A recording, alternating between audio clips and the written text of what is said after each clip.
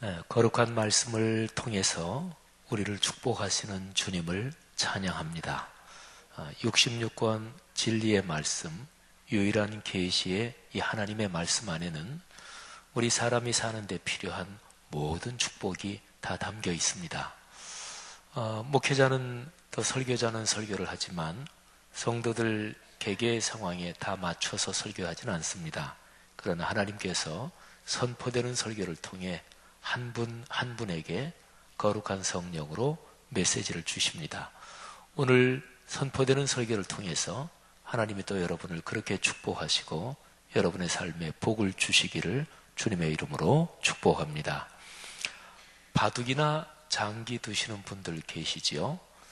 우리 교회 성도님들 가운데도 기원을 또 운영하시는 분도 있고 합니다. 제가 중학교 때입니다.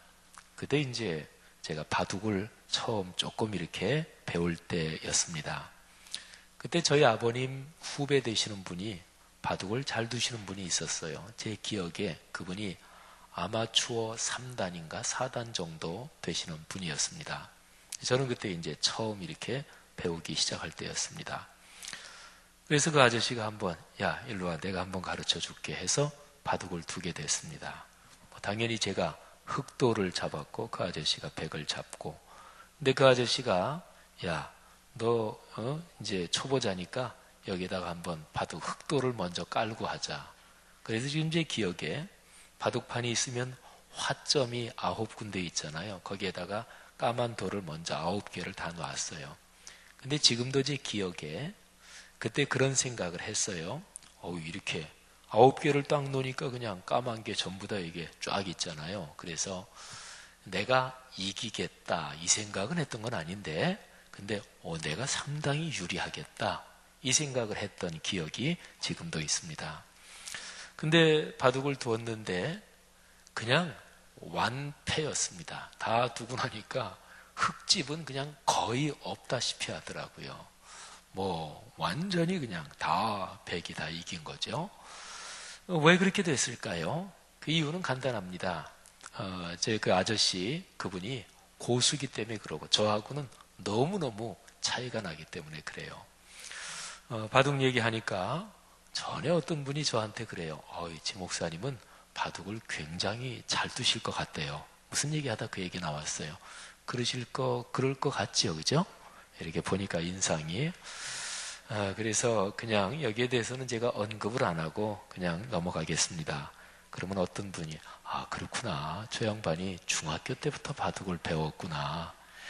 근데 언급을 안 하고 넘어가면 신비주의 전략으로 또 이익도 되겠지만 근데 말씀드리면 저는 바둑 그때 잠깐 배우다 안 둬서 전혀 모르고 오목 둘 줄 알고, 또 바둑판에서 바둑 전문가들 좀 싫어하는 거겠지만 이렇게 돌 이렇게 손으로 해서 그건 제가 잘 압니다.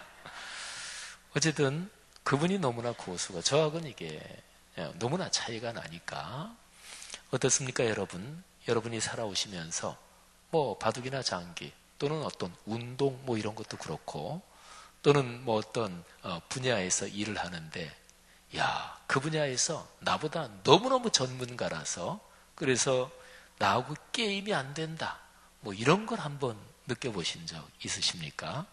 그런 경험은 살아가면서 여러 분야에서 많이 있을 수 있잖아요.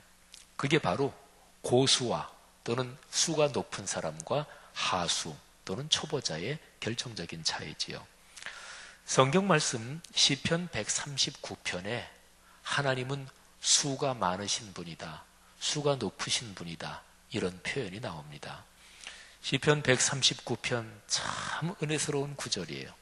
저는 특별히 이 말씀을 병원에 입원해 계시는 성도님들 제가 신방에서 권면하고 또 용기를 북돋아 드릴 때 이 구절을 제가 많이 인용을 합니다. 17절 18절 제가 읽을 테니까 한번 들어보십시오. 하나님이여 주의 생각이 내게 어찌 그리 보배로우신지요, 그 수가 어찌 그리 많은지요. 수에 대해서 얘기하잖아요. 내가 세려고 할지라도 그 수가 모래보다 많도소이다. 여러분 이거 대단한 감격이죠. 이 시의 시인이, 이 시를 쓴 시인이 말이죠. 생각하다가, 하나님은 수가 많으시다. 그런데 그 수가 모래보다 많다. 모래야 우리가 아는 대로 이렇게 한 움큼을 이렇게 쥐면 손 하나에 들어온 모래만도 그 알갱이가 얼마나 많겠어요. 근데 바닷가의 모래를 한번 생각해 보세요. 그러면 그거는 상상이 안 가는 숫자일 거 아니겠어요? 하나님의 수는 그만큼 많다. 그런 것입니다. 우리가 보통 얘기할 때 카드라는 얘기도 하죠. 카드를 다 보여주면 안 된다. 그러니까 내가 가지고 있는 수를 얘기할 때 카드 이렇게도 표현하죠. 어떤 사람이 수를 한 대여섯 개 가지고 있다.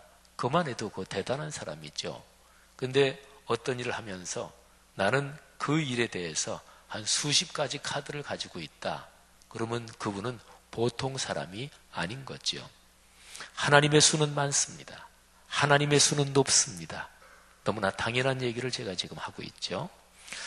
나보다 수가 높은 사람을, 또 어떤 분야에서 굉장히 단수가 높은 사람을 상수, 윗상자를 써서 상수라고 할 수 있습니다. 근데 상수보다 더 뛰어난 사람, 이거를 높을 고자를 써서 고수라고 얘기할 수가 있겠죠. 그 반대는 하수 또는 초보 이런 거고. 근데 상수보다 높은 게 고수고, 그런데 고수보다 더 높은 게 하나님의 수입니다. 하나님의 수는 사람이 가진 거하고는 비교 자체가 안 되겠죠. 그래서 하나님의 수를 상수, 고수 이런 표현과 연관시켜서 한번 표현해 본다면 하나님이 신자를 써서 신수라고 얘기를 할 수 있을 것입니다. 이사야서 55장에도 하나님의 높은 수에 대한 아주 멋진 가르침이 있습니다. 6절 이하인데요. 한번 제가 읽어보겠습니다. 너희는 여호와를 만날 만한 때에 찾으라. 가까이 계실 때에 그를 부르라.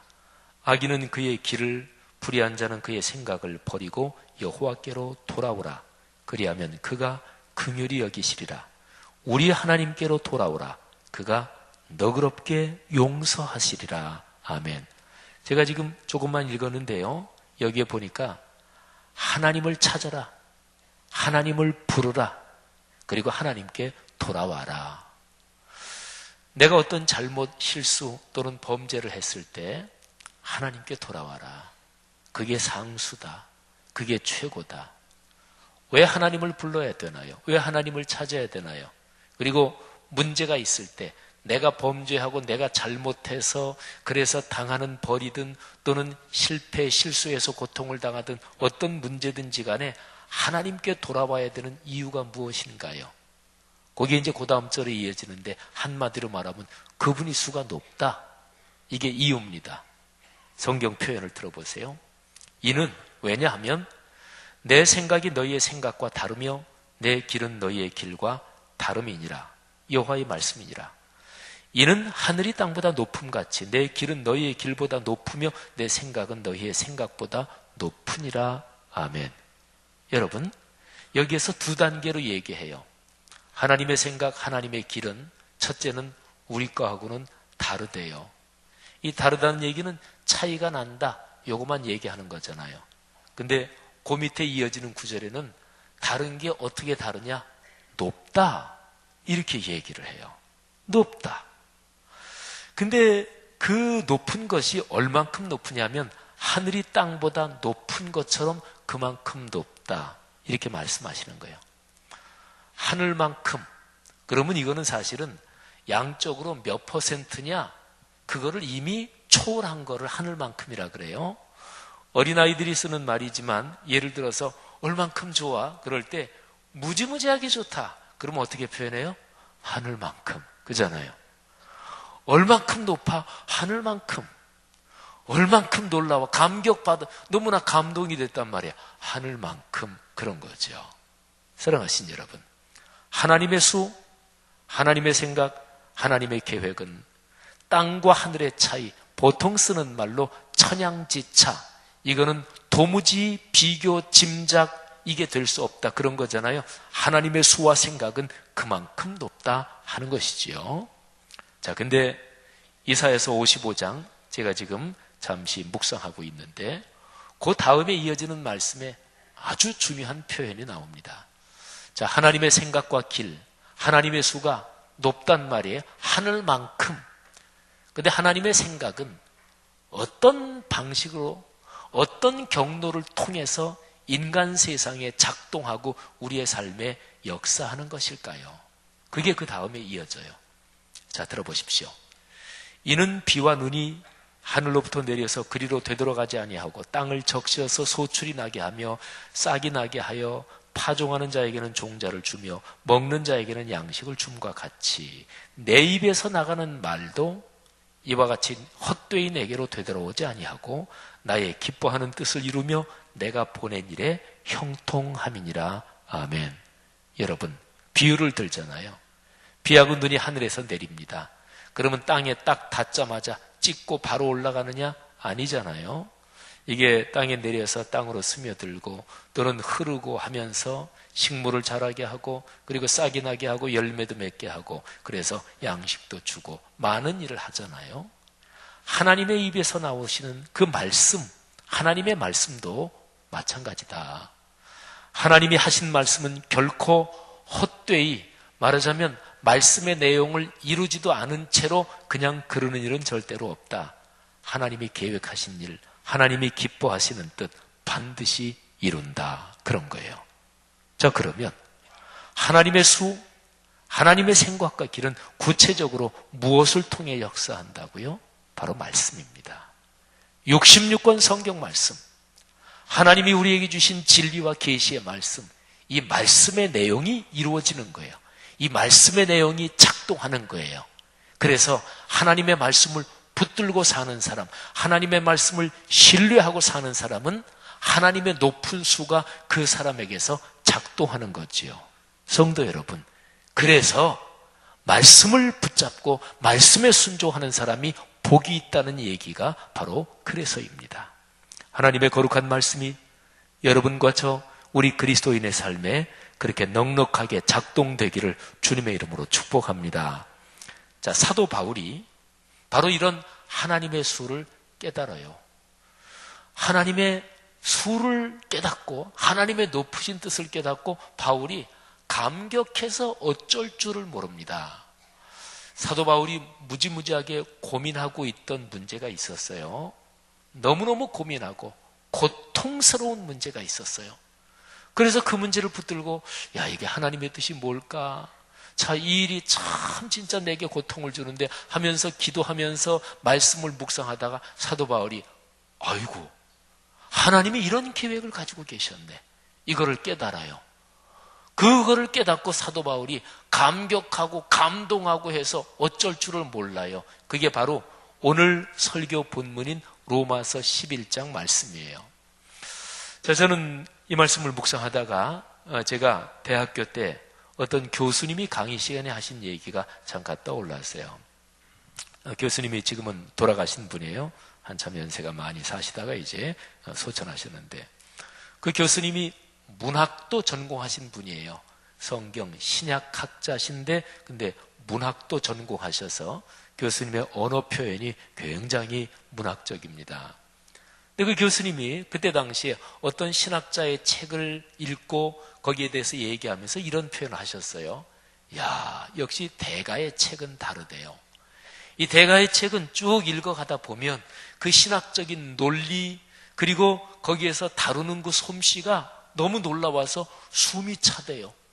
그래서 와, 이렇구나 하는데 계속 읽어갈수록 더 놀랍고 그래서 읽기가 숨이 차다 이런 표현을 하신 적이 있어요. 저는 나중에 쭉 신학 공부를 하면서 가끔 가다가 그 교수님의 말씀을 떠올렸습니다. 어떤 책은 진짜로 읽으면 숨이 차요. 야, 역시 이래서 대가구나. 사도 바울이 고통스러워하고 있던 그 문제에 대해서 기도하고 하나님께 간구하고 특별히 말씀을 묵상하다가 사도 바울이 그 하나님의 섭리를 깨닫고 말하자면 그런 심정을 느낀 거예요. 자, 그러면 사도 바울이 고통스러워하던 문제가 어떤 문제일까요? 자, 로마서 9장 1절 2절에 나와요. 오늘 설교 본문은 11장이죠. 그런데 갑자기 앞에 2장 전에 9장을 얘기하는 이유가 있습니다. 로마서 전체 16개 장 중에서 9장, 10장, 11장 요게 한 덩어리예요. 요 세 장에서 바울이 무슨 얘기를 다루냐면 유대인들의 구원 문제를 다룹니다. 근데 바울 자신이 유대인이지요. 예수 그리스도 그분도 인간의 혈통으로 보면 유대인이지요. 그런데 유대인들이 예수 그리스도를 거부했잖아요. 바리새인들, 서기관들, 사두개인들, 대제사장들 이런 사람들이 다 정통파 유대인, 유대인 중에서도 순수 유대인 이런 사람들이거든요. 근데 그 사람들이 예수 그리스도 그분을 보내셔서 인류를 구원하시려는 하나님의 계획을 거절하고 구세주 예수 그리스도를 십자가에 못 박아 죽였잖아요. 바울도 기독교인을 핍박하는 핍박자였잖아요.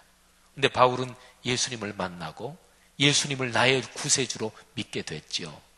근데 그러고 나니까 너무나 안타까운 거예요. 자기 동족 유대인들이 하나님의 거대한 구원의 계획 섭리를 깨닫지 못하고 구세주 예수를 거절하고 십자가에 못 박아 죽였고, 그리고서 지금도 계속해서 완고하게 거절하고 그리스도인을 핍박하고 있다는 게 너무 가슴이 아픈 거예요. 로마서 9장 1, 2절에서 사도 바울이 하는 얘기를 들어보세요. 내가 그리스도 안에서 참말을 하고 거짓말을 아니하노라. 나에게 큰 근심이 있는 것과 마음에 그치지 않는 고통이 있는 것을 내 양심이 성령 안에서 나와 더불어 증언하노니, 나의 형제 곧 고륙의 친척을 위하여, 같은 혈통 유대인을 말해요. 유대인을 위해서 내 자신이 저주를 받아 그리스도에게서 끊어질지라도 원하는 바로라. 아멘. 여러분, 이런 기도 쉬운 거 아니잖아요. 그죠? 내가 주님을 위해서 좀 손해를 본다. 그리스도인은 또 그런 거는 마땅히 헌신하고, 그래도 예수 그리스도에게서 끊어져서 내가 영원한 저주를 받아도 좋다. 그 대신 내 동족 유대인들이 구원을 받았으면 좋겠다. 이건 쉬운 거 아니잖아요. 이렇게 기도할 수 있는 거는 진짜 가장 위대한 기도라고 말할 수가 있어요. 구약에도 그런 기도가 나와요. 모세. 자기 백성이 범죄해서 하나님이 자기 백성을 쓸어버리시려고 하니까 그때 모세가 하나님 차라리 저를 저주하시고 저에게 벌을 주십시오. 그러나 내 동족은 하나님이 불쌍히 여겨 주십시오. 내가 저주를 받을지라도 내 동족을 구원해 주십시오. 모세가 그런 기도를 해요. 그리고 신약에서 바울이 그런 기도를 하죠. 자, 이 정도로 바울에게는 고통이 심했어요. 사도 바울이 활동하고 있던 그 당시까지 계속해서 유대인들이 예수 그리스도의 복음을 거절하고 있었고, 교회 공동체를 무섭게 핍박하고 있었고, 그러니 얼마나 안타깝겠어요. 영원한 저주와 멸망으로 그렇게 달려가는 자기 동족 유대인들이 너무나 가슴이 아팠던 거예요. 근데 바울이 거기서 깨달은 비밀이 이런 겁니다. 유대인들이 완악하게 되고 복음을 거부하는 것 때문에 그 복음이 이방인들에게 강력하게 전파되었다. 지금 이 바울은 이방인의 사도잖아요. 이게 하나님의 섭니다. 하나님은 예수 그리스도의 복음으로 유대인뿐 아니라 이방인, 이방인뿐 아니라 유대인, 세상의 모든 사람을 하나님의 거룩한 복음의 말씀으로 모든 죄인을 다 당신의 품에 안으시려고 구원하시려는 게 하나님의 뜻이잖아요. 인류가 다 타락해서 모두가 죄인이었잖아요. 근데 거기에서 하나님이 먼저 아브라함을 부르시면서 이스라엘 민족을 부르시는 거예요. 그래서 그들에게 먼저 말씀을 주시고 사랑을 베풀어 주셨어요. 목적은 이들에게 먼저 사랑을 베풀어 주시고 이들을 먼저 구원해서 이들을 통해서 다른 민족을 구원하시려는 거죠. 그리고 그 계획에 따라서 드디어 예수 그리스도 구세주가 오셨어요. 그런데 먼저 은혜를 준 이 사람들이 예수 그리스도를 거절하네. 이 사람들이 가시 노릇을 하네. 보통 가시가 아니라 완전히 지옥의 멸망길로 가려고 작심한 듯이 행동하네. 사도 바울이 너무나 고통스럽죠. 자기가 유대인이니까.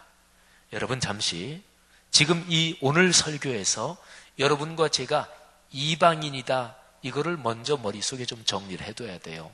우리 예수를 오래 믿는 사람들은 성경에서 이방인 이렇게 나오면 그 예수 안 믿는 사람들 이렇게 생각을 해요. 무의식 중이라도.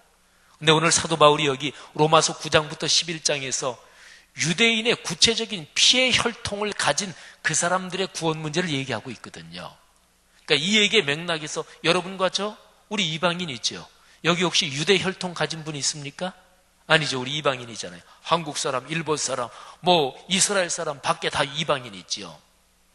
사도 바울이 그런 걸 깨달은 거예요. 하나님은 모든 사람을 다 구원하시기를 원하신다. 그런데 먼저 은혜를 주시고 말씀을 주시고 하나님의 뜻을 받은 그 유대인들, 그들이 거절함으로써 복음이 이방인들에게 오히려 강력하게 전파됐다. 이게 하나님의 섭니다.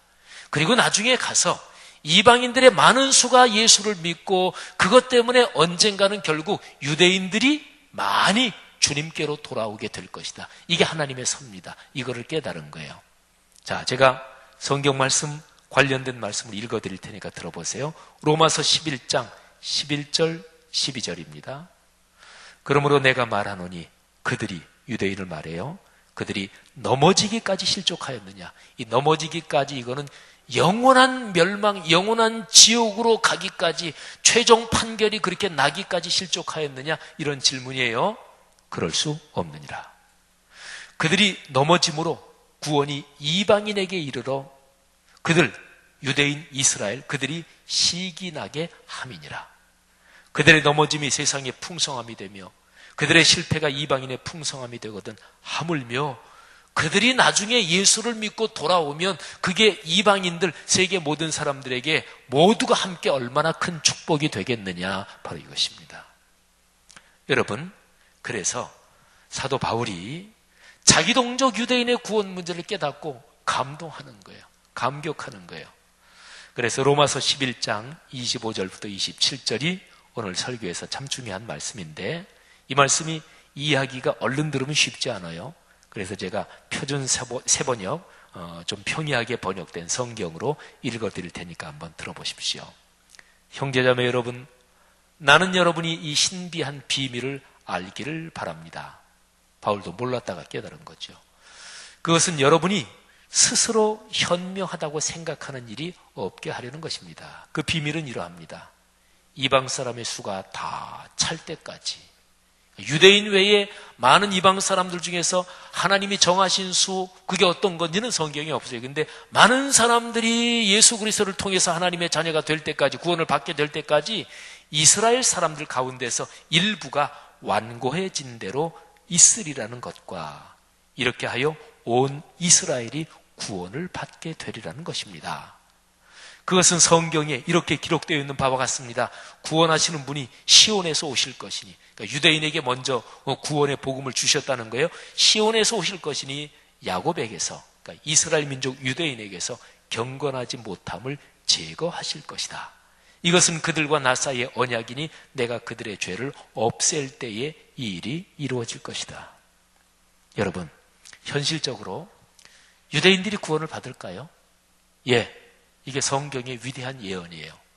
2000년 기독교 역사에서 지금 유대인이라 그러는 거는 영적으로 우리도 아브라함의 후손이다, 믿음으로 이 얘기하는 거 아니에요. 실제적으로 오늘날 이스라엘이라는 국가가 있고 거기 유대인이 있잖아요. 근데 이스라엘 국적을 가진 사람 중에서 유대인이 아닌 사람도 있어요. 그러니까 국적보다 더 중요한 게 유대인 혈통을 가진 유대인, 그들이 구원을 받을까요? 예, 로마서 9장부터 11장이 그 예언이에요. 그래서 2000년 기독교 역사에서 유대인들 중에서 예수 그리스도를 믿는 사람이 뭐 이상하게 많이 생긴다, 그러면 이 예언의 말씀을 아는 그리스도인들이 신경을 바짝 썼어요. 아, 주님께서 드디어 재림하실 때가 되지 않았나, 이런 생각을 했던 거예요. 그래서 Back to 예루살렘, 이런 운동이 있어요. 그러니까 복음이 돌고 돌아서 예루살렘까지 복음이 전파돼야 된다, 그러면 주님이 재림하신다, 이렇게 얘기하는 사람들이 있는데 그 논리는 성경적으로 맞지는 않아요. 정확하게 맞지는 않아요. 그런데 분명한 거 하나는, 많은 수의 유대인들이 예수 그리스도께서 재림하시기 전에, 세상이 모두 끝나기 전에, 역사의 시간이 끝나기 전에 주 예수 그리스도를 주님으로 영접한다는 거예요. 그게 바로 이 로마서 9장부터 11장의 예언입니다. 사랑하신 여러분, 그래서 그리스도인은 유대인을 위해서 기도해야 되고 유대인에게 복음을 전해야 돼요. 이게 성경적인 명령이에요. 우리 교회도 어린아이들을 돕는 소울 사역, 이거를 몇 년 동안 쭉 해오면서 지난 올해 중순쯤에는 소울 사역 우리가 작정하고 헌금을 하면서 예소련 지역에 있는 홀로코스트 생존자, 그러니까 히틀러의 나치가 600만이 넘는 유대인들을 학살할 때 그때 동유럽 거기에서 굉장히 많은 사람이 죽었거든요. 저 유명한 아우슈비츠, 이게 동유럽 폴란드에 있는 강제 학살 수용소 아니겠어요? 그런데 옛소련 지역에서 홀로코스트 학살에서 생존한 유대인들, 무지무지하게 어렵고 비참하게 사는 사람들이 많다 그러죠. 그 아이들을 돕기 위해서 우리가 또 헌금도 했어요. 사랑하신 여러분, 유대인들을 위해서 기도해야 돼요. 그분들이 예수 그리스도를 알고 복음을 받아들일 수 있도록 끊임없이 기도하고 또 그분들이 복음이 받아들이도록 우리가 애를 써야 합니다. 자, 바울이요, 로마서 11장 오늘 설교 본문 말씀에서 28절 29절에서 아주 중요한 얘기를 합니다. 들어보시지요. 복음으로 하면, 예수 그리스도의 복음으로 하면 그 유대인들이 너희로 말미암아 하나님과 원수가 됐다. 그런데 택하심으로 하면 조상들로 말미암아, 그러니까 아브라함을 부르시고 그래서 이스라엘 민족이 생긴 거죠. 택하심으로 하면 조상들로 말미암아 사랑을 입은 자라. 하나님의 은사와 부르심에는 후회하심이 없느니라. 아멘. 하나님이 아브라함을 부르셨어요. 약속을 주셨어요. 그리고서 하나님이 아유 괜히 불렀다. 내가 그때 약속 준 거 취소다. 하나님은 이러지 않는다는 거예요. 아브라함을 부르시고 그 혈통을 통해서 구체적으로 모든 세상을 구원하시려고 하나님이 구원의 섭리를 진행하셨는데 아브라함을 부르시면서 그 민족에게 주신 하나님의 부르심 후회하지 않으신다. 반드시 이루어진다 그런 거예요. 네, 신약시대에 예수 그리스도께서 오셔서 하나님의 복음의 비밀이 밝히 드러나게 됐는데, 그런데 여기에서 유대인들이 예수 그리스도를 거부해서 현재는 그렇지만 결국에 많은 수가 하나님께로 돌아온다 하는 것이죠. 사랑하신 여러분, 오늘 우리가 묵상하고 있는 로마서 말씀은 아까 말씀드린 대로 구체적인 피의 혈통과 연관된 이스라엘 민족 곧 유대인을 말하고 있습니다. 우리는 이방인이었습니다. 그런데 하나님께서 구원의 섭리 가운데 예수 그리스도의 복음을 통해서 구원해 주셨습니다. 여기에 계신 성도님들 가운데는 몇 대째 신앙인들이 있을 거예요. 그분들도 마찬가지로 이방인이었죠. 몇 대째부터 믿었든지 간에 우리는 이방인으로서 하나님의 구원의 섭리 가운데 예수를 믿은 거죠. 성도 여러분들이요, 세상 모든 사람의 구원을 위해서 애쓰고 기도하고 헌신해야 하지만 특별히 유대인의 구원을 위해서 기도하는 그런 복된 성도들 되시기를 축복합니다. 그래서 우리 교회 전 세계 12개의 선교센터를 세운다 이런 목표가 있잖아요. 근데 전 세계를 사실은 10개로 지역을 구분한 거예요. 10개 미션센터가 있고 계획에 있고, 그런데 그 중에서 2개는 특별해요. 이스라엘 그리고 북한. 그래서 특별한 지역 이스라엘, 북한 2개를 합쳐서 우리 교회가 세우려고 하는 미션센터가 12개가 된 거죠. 사도 바울이 이런 구원의 섭리를 깨달으면서 숨이 차는 거예요. 막 감격이 드는 거예요. 하나님의 수가 너무 높아서 감격하고, 그리고 하나님의 구원의 계획에 아주 감동을 하면서 어쩔 줄을 모르는 거예요. 그런 바울의 심정이 로마서 11장 33절부터 36절에 감탄문으로 기록이 되어 있는 거예요. 제가 낭독합니다. 깊도다 하나님의 지혜와 지식의 풍성함이요, 그의 판단은 헤아리지 못할 것이며 그의 길은 찾지 못할 것이로다. 누가 주의 마음을 알았느냐? 누가 그의 모사가 되었느냐? 그러니까 누가 하나님한테 자문을 해드리고 조언을 해드리고 그런 건 없다. 누가 주께 먼저 드려서 갚으심을 받겠느냐? 그러니까 하나님께 자문을 해드리고 조언을 해드리고 또는 대단한 일을 해드려서 하나님이 생각하기를 야, 내가 미처 그건 생각 못했다. 아유 고맙다. 우리가 먼저 하나님께 해드리고 하나님이 감격하시고 그래 고맙다 이렇게 갚아주는 일, 그건 없다 그런 얘기예요. 누가 주께 먼저 드려서 갚으심을 받겠느냐? 그런 일은 없다. 이는 만물이 주에게서 나오고 주로 말미암고 주에게로 돌아갑니다. 그에게 영광이 세세에 있을지어다. 아멘, 아멘. 성도 여러분, 하나님께서 여러분을 부르셨습니다. 여러분의 삶에 하나님께서 크고 놀라운 계획을 가지고 계십니다. 하나님은 여러분을 축복하시며 여러분의 삶에 동행하십니다. 하나님의 그 길, 그 계획, 그 높은 수를 누가 찾겠습니까? 누가 짐작하겠습니까? 아무도 찾지 못합니다. 그러면 찾지 못하니까 불안하고 두려운 것인가요? 아니에요. 그의 길은 찾지 못하지만 한 가지는 확실합니다. 하나님이 여러분을 사랑하세요. 여러분이 잘 되기를 원하셔요. 하나님은 이미 예수를 믿은 우리뿐 아니라 예수를 안 믿은 세상 사람 모두가 하나님을 믿고 구원받기를 원하셔요. 그런데 이게 구체적으로 작동되는 그 방법이 뭐냐? 66권 성경 안에 있는 예수 그리스도의 십자가 사건을 중심으로 한 이 하나님의 말씀이 전해져야 되는 거예요. 내가 묵상하고 예배 드리면서 설교의 말씀을 듣고 그러면서 자꾸 믿음이 깊어지고 헌신이 깊어지고 그리고 그 말씀이 전해지고, 그러니까 선교 전도 다 이런 거예요. 하나님의 말씀이 언제나 전해져야 된다. 근데 그 말씀이 전해지는 이유는 죄인을 당신 품에 안아서 구원하신다 그거예요. 죄인을 영접하시고 품에 안으시는 주님. 말씀은 늘 전파돼야 된다. 말씀은 세상 끝까지 이르러야 된다. 그래서 죄인을 영접하시고 죄인을 품에 안으시려는 하나님의 구원 계획이 이루어지는 거죠. 여러분과 저도 다 똑같았어요. 죄인이었는데 말씀이 전파되고 어떤 계기로든 모태신앙도 마찬가지예요. 그래서 죄인인 우리를 하나님이 품에 안으신 거예요. 우리 하나님의 품에 안겼다고, 그리고 다 아직까지 하나님의 품에 안긴 다른 사람들 나 몰라라 하면 인간적으로도 그러면 안 되잖아요. 그죠? 예수 믿는 사람들이 전도 선교에 관심이 없다. 그건 뭔가 잘못된 거예요. 예수를 믿고 나서 교회 신앙생활 하고 나서 나 복받고 내 자식 잘 되고, 그건 어느 종교에나 다 있어요. 기적은 어느 종교에서나 다 일어납니다. 치병 현상은 어느 종교에나 다 있습니다.